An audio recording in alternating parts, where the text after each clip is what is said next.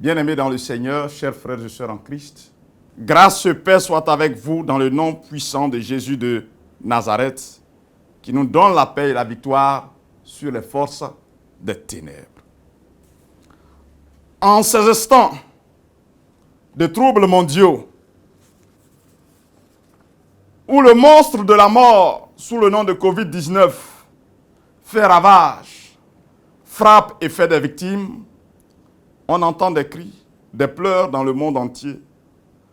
Angoisse et détresse, tribulation font chemin avec l'humanité tout entière, sans distinction ni classe sociale, ni race. À cet instant précis, frères et sœurs, je vous invite à méditer avec moi l'évangile de Jésus-Christ selon Jean chapitre 16, les versets 32 à 33. Mais avant, prions Dieu. Seigneur notre Dieu et notre Père, ta parole est force dans nos faiblesses, lumière dans notre nuit, vérité dans nos doutes, vie dans notre mort. Tu nous l'as confiée aujourd'hui, qu'elle nous renouvelle et nous garde dans l'amour de ton Fils Jésus-Christ. Amen. Nous faisons la lecture de l'évangile de Jésus-Christ selon Jean chapitre 16, les versets 32 à 33. Jean 16, 32 à 33. Voici, l'heure vient et elle est déjà venue, où vous serez dispersés, chacun de son côté, et où vous allez me laisser seul. Mais je ne suis pas seul, car le Père est avec moi. Je vous ai dit ces choses afin que vous ayez la paix en moi. Vous aurez des tribulations dans le monde, mais prenez courage, j'ai vaincu le monde. Amen. Bien-aimés dans le Seigneur, je vous invite à chanter avec moi au cantique Gloire à Dieu numéro 525, la première strophe. Entends-tu ce chant joyeux?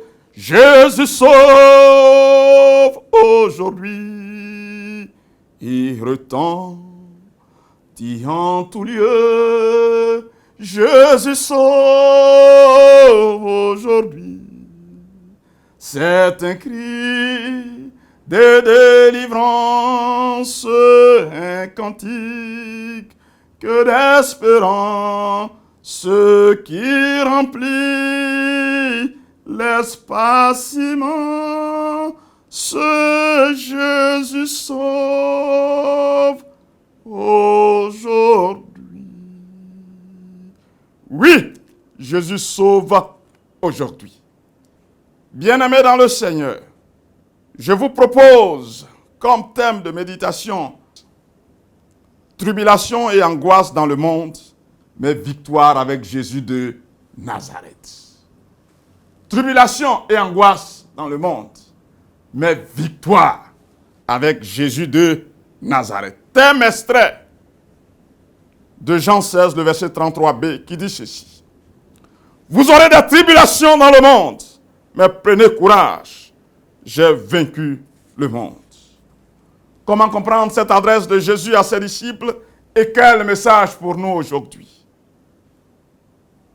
Pour répondre à cette double interrogation, notre adresse se présentera en 3 articulations. La première partie consistera à présenter le contexte de l'affirmation de Jésus.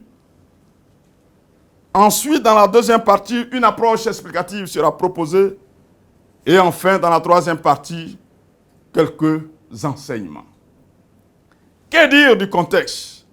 Frères et sœurs, le Seigneur Jésus, voyant que son temps était venu de quitter le monde et d'aller vers son Père, s'entretenait avec ses disciples pour leur donner les dernières recommandations, les consignes après son passage sur cette terre, et même ce qui va arriver juste après le temps de la passion. Ainsi donc, il leur donne la leçon de l'amour entre eux. Oui, il leur parle aussi de ces paroles qu'ils devaient garder. Il leur promet la venue du Saint-Esprit. Et même avant cela, dans le chapitre 14, il dit ceci, que votre cœur ne se trouble point. Croyez en Dieu et croyez aussi en moi. Il y a de nombreuses demeures dans la maison de mon Père. Je vais vous préparer une place. Je reviendrai. Je vous prendrai avec moi. Oui, il leur parlera de la venue du Saint-Esprit. Dans le chapitre 16, et précisément dans ce texte que nous venons de lire, il leur présente, il leur dit clairement qu'ils auront des souffrances, il y aura des épreuves, des souffrances dans ce monde présent. Mais au-dessus de ces souffrances, lui, Jésus, tient la clé de la vie et de la délivrance. Lui, Jésus, tient la clé de la vie et de la délivrance. C'est pourquoi il leur dit ceci. Vous aurez des tribulations dans le monde, mais prenez courage, j'ai vaincu le monde. Frères et sœurs, que dire de l'approche explicative? Dans le verset de méditation que nous avons proposé, deux expressions méritent d'être examinées de près. La première, c'est « vous aurez des tribulations ». Oui, le mot grec rendu en français par tribulation est le mot tsysin, qui signifie oppression, détresse, tribulation et souffrance.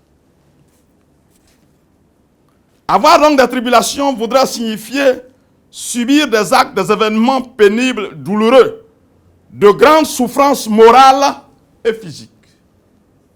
La tribulation, c'est la souffrance. C'est la douleur, des événements douloureux, pénibles, moraux et physiques. Oui, ici, dire qu'il y aura donc la tribulation, c'est dire qu'il y aura la souffrance dans ce monde, il y aura même des pandémies dans le monde. Bien-aimés dans le Seigneur, que dire de vaincre le monde? Le mot « vaincre » est la traduction du mot grec « vikao » qui signifie « vaincre, triompher ». Ici, ce mot est rendu à la première personne du singulier au parfait de l'indicatif grec. Et ce mot signifie « vaincre, triompher ». Frères et sœurs, Jésus a triomphé des œuvres du monde des ténèbres. Ce monde est donc le monde de la haine, le monde de la méchanceté, le monde de l'oppression, le monde où Satan se veut maître et inspire des actions négatives à ses agents, à ses démons. Frères et sœurs, oui, vous aurez des tribulations dans ce monde, mais prenez courage, j'ai vaincu le monde. Voudrait donc traduire qu'il y aura des épreuves, des événements douloureux et pénibles, de grandes souffrances morales et physiques dans ce monde. Mais l'Église doit compter sur Jésus de Nazareth pour sa délivrance. De par l'expression « j'ai vaincu le monde », Jésus invite et recommande à ses disciples de tout le temps de se confier en lui et de s'appuyer sur lui et lui seul, et ils auront la victoire sur le monde.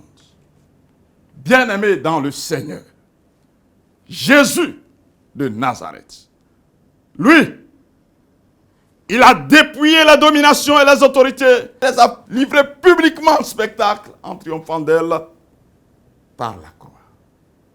Frères et sœurs, Jésus a le dernier mot. Jésus est la délivrance de l'humanité. Quand il n'y a plus d'espoir, notre espérance est Jésus de Nazareth. Frères et sœurs, quel enseignement se dégage de cette interprétation? Aujourd'hui, le monde vit cette pandémie que nous avons appelée Covid-19, qui frappe et qui fait des morts. C'est l'une des tribulations que Jésus a annoncé avant de partir. Je vous invite, chers frères et sœurs, à crier à Jésus. Lui dit, j'ai vaincu le monde. J'invite l'Église à s'unir et à crier à Jésus. Comme les disciples dans la barque, lors de la traversée, ont réveillé Jésus. Réveillons-le. Sa seule parole suffit pour mettre le coronavirus, Covid-19, loin de nous. Jésus, la solution des problèmes de l'humanité. À la croix, il a dit, tout est accompli. Frères et sœurs, dans la repentance, crions à Dieu. Car il est écrit, si le peuple sur qui a invoqué mon nom s'humilie, prie et cherche ma face. Et s'il se détourne de ses mauvaises voies, je l'exaucerai et je guérirai le pays. Dans la repentance, l'Église sans distinction de classe, sans distinction de dénomination, doit crier à Dieu. Aujourd'hui, l'homme est limité, les savants sont limités, le riche comme le pauvre est emporté par cet esprit dit coronavirus. Jésus a la solution. Que toute personne, toute famille se lève et crie à Dieu. Comme les disciples disent, Seigneur, ne vois-tu pas que nous périssons? De même qu'il a répondu aux disciples, il nous répondra. Bien-aimés dans le Seigneur, oui, crions à Dieu. Et il va inspirer les savants, les chercheurs, à trouver le remède qu'il faut. Vous tous, mes frères et sœurs, que personne ne se décourage, que personne ne s'alarme. C'est vrai qu'il y a des morts, des pertes en vie humaine. Mais dans la repentance, dans l'unité, tournons-nous vers Jésus de Nazareth. Crions à Jésus. Et même dans le jeûne et la prière, il nous donnera la solution. Il se lèvera et dira non à l'avancée de Covid-19. Qu'il en soit ainsi. Et que le Maître Jésus, qui a dépouillé les autorités et les dominations, vienne dépouiller à cette heure Covid-19 dans le nom puissant de Jésus de Nazareth.